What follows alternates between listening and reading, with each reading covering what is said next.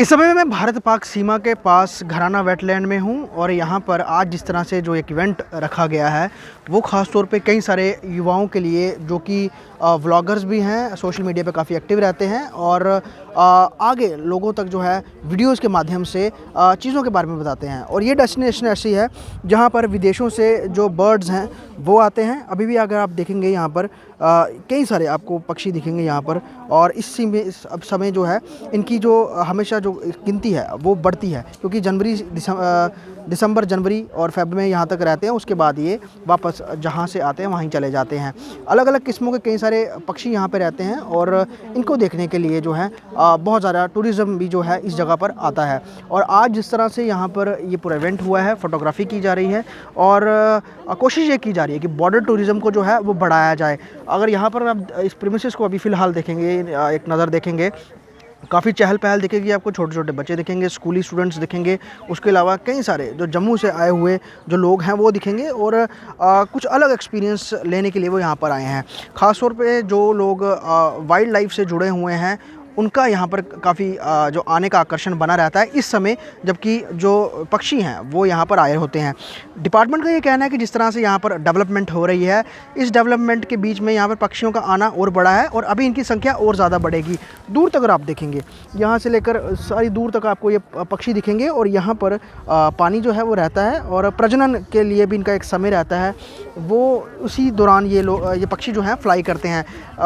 Mongolia, उसके अलावा Siberia, Austria, अलग अलग जगहों से ये उड़ करके यहाँ पर आते हैं और इस जगह को जो है वो दुनिया में उसकी पहचान बनाई है घराना वेटलैंड को लेकर। और यहाँ पर कई सारे जिस तरह से आज इवेंट भी चल रहा है, फ़ोटोग्राफ़ी भी की जा रही है। कुछ लोगों से बात करते हैं। क्या नाम है आपका?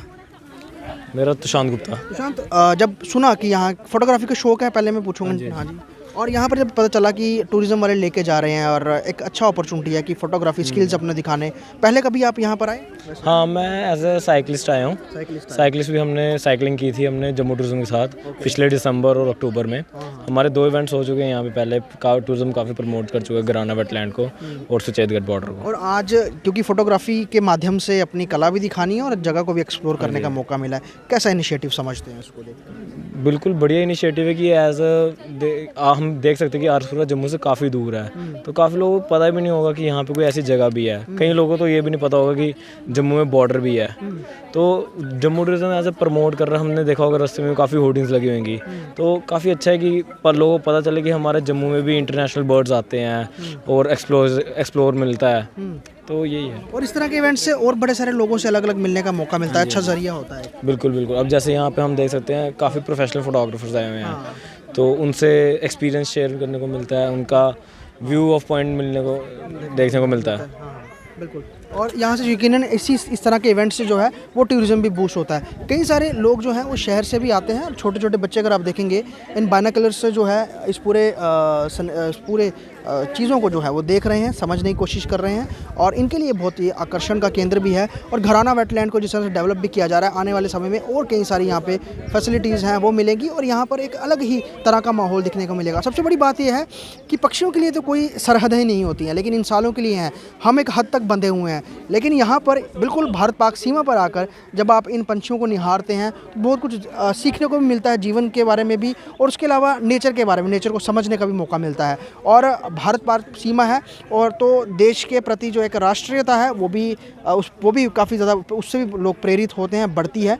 यकीनन घराना वेटलैंड के आज इस इवेंट से लोग तो काफ़ी खुश हैं, टूरिज़्म भी इससे बूस्ट होने के पूरे जो है अनुमान साफ तौर पर नज़र आ रहे हैं। बर्डिंग फेस्टिवल जिस तरह से घराना वेटलैंड में चल रहा है और टूरिज़्म विभाग के ज़रिए कई सारे लोग यहाँ पर शायद पहली बार भी आए हैं, लेकिन जानकारी पक्षियों के बारे में सबको नहीं होती, उसके लिए एक्सपर्ट्स भी चाहिए। तो ये एक्सपर्ट्स की टीम है पूरी यहाँ पर, जो कि यहाँ पर आए तमाम सैलानियों को पक्षियों के बारे में जो है वो जानकारी दे रहे हैं। मुझे एक बताइए, क्योंकि एक नज़र में देखने सभी एक जैसे लगते हैं ये, लेकिन समझना और लोगों को जानकारी देना, और कितने लोग, किस तरह के और कितने पक्षी जो हैं अभी के समय में यहाँ पर आए हुए हैं और लोगों को उसके बारे में कितना अभी तक आप नॉलेज दे पाए हैं? तो सबसे पहले मैं शुक्रिया अदा करूंगा आपके मीडिया का, तो जिन्होंने मुझे यहाँ पे बोलने का मौका दिया। तो मैं उसके बाद जेके टूरिज़्म जम्मू डिपार्टमेंट का भी शुक्रिया अदा करूंगा, जिन्होंने हमें एज ए एक्सपर्ट इनवाइट किया है।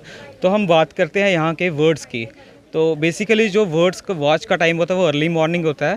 तो इस साल के मुताबिक जो यहाँ पे वर्ड्स आए हैं वो मोर दैन 28 स्पीशीज़ जो यहाँ पे देखने को मिली हैं। तो अभी के टाइम में जो हमने यहाँ पे 4 या 5 स्पीशीज़ अभी हमने देखी हैं। तो रिसेंटली अभी एक सर आए थे जिन्होंने अभी हमसे पूछा कि उसके पक्षी है, उसके गले में स्कॉर्फ सा है, तो वो एक जिसका नाम है रफ है, वो उनको शायद सडनली अभी मिला है। तो हमारे कुछ एक्सपर्ट गए हैं उनको आइडेंटिफाई करने के लिए। तो बेसिकली हमारा यही रहता है कि जो बच्चों को कुछ नॉलेज प्रोवाइड करनी है चाहिए कि वर्ड्स के रिलेटेड, कि माइग्रेटरी वर्ड्स क्या हैं, इनके क्या फ़ायदे हैं, क्यों आते हैं, कहाँ से आते हैं, कितने लार्ज नंबर्स में आते हैं। तो बेसिकली हमारा यही मोटिव रहता है कि सभी बच्चों को, सभी को इसकी जानकारी होनी चाहिए ताकि वो अपना फ्यूचर को सर्वाइव कर सकें एज़ अ टूरिस्ट और एज़ अपने पढ़ाई के रिलेटेड भी। तो अमूमन ऐसे भी आपके लोग यहाँ पर रहते हैं जब आमतौर पे टूरिस्ट आते हैं, या फिर कोई बड़े इवेंट्स पे ही है? नहीं सर, हमारा विज़िट हमेशा लगता रहता है। इससे पहले हमने श्रीनगर में वर्ड फेस्टिवल का एक आयोजन किया था जहां हमने 4 दिन लगातार